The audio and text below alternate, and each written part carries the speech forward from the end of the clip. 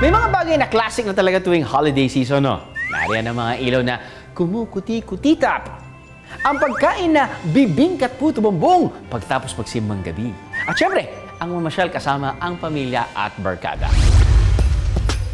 Ngayong umaga, sasamahan tayong mamasyal ng sparkle tea na si Aidan Veneracion. At i-rate pa niya ang bawat experience niya. O ano, sama kayo sa pamamasyal namin? Ready na ba ang mga paa nyo? Dahil ang ating first stop sa shoe capital of the Philippines.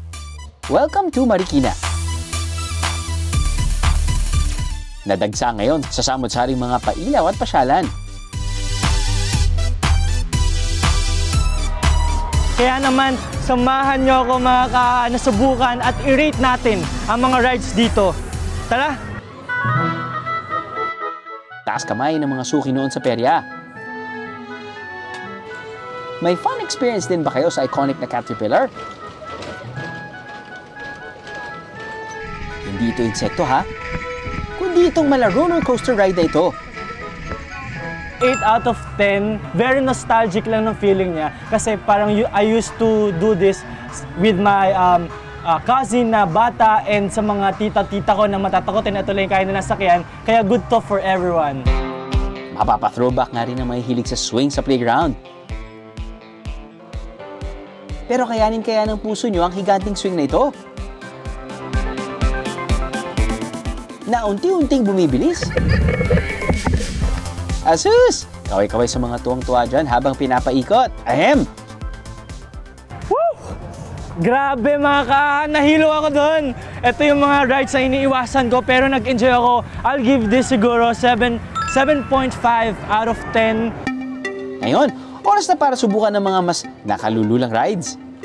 Ready na ba ang inyong sikmura sa kanilang frisbee? Na umiikot habang nagsusway. I'll give this ride 6.5 out of 10. Dahil siguro gusto ko palang mas extreme or baka nasanay lang ako talaga ng sobrang extreme yung sinasakyan kong rides. Ito daw ang pinaka-dinadayo na ride dito, which is ito din yung main event for me.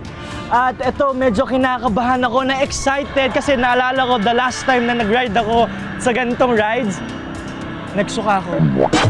Tapos, i-challenge pa daw dito na no reaction challenge. Kayanin kaya ni Aidan ang no reaction challenge habang nakasakay dito? Aba, atapang-atawa itong si Aidan ah. Pero maya-maya,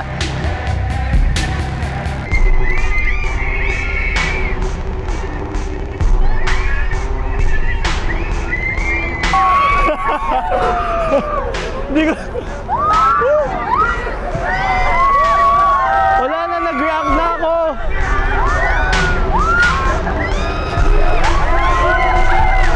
Hindi ko kaya na wala. Hindi ko kaya. Para saan pat hindi tayo sisigaw kung saya naman ang hatid ng mga ride na gaya nito, di ba?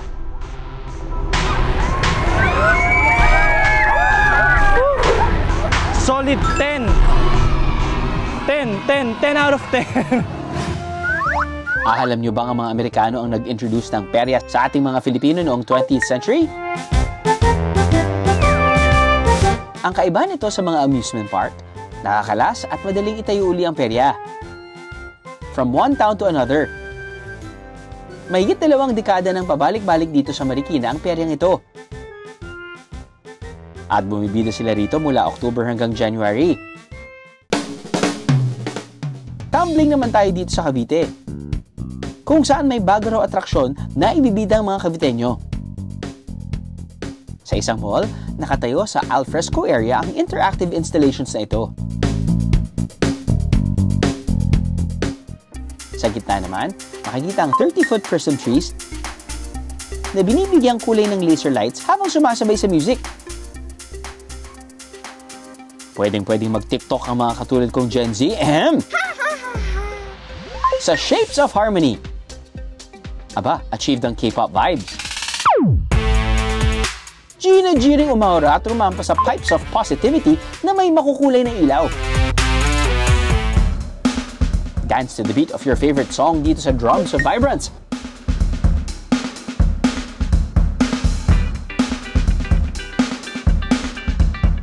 At mamangha sa Firefly Garden na dinisenyo pa raw ng ilang Dutch artists.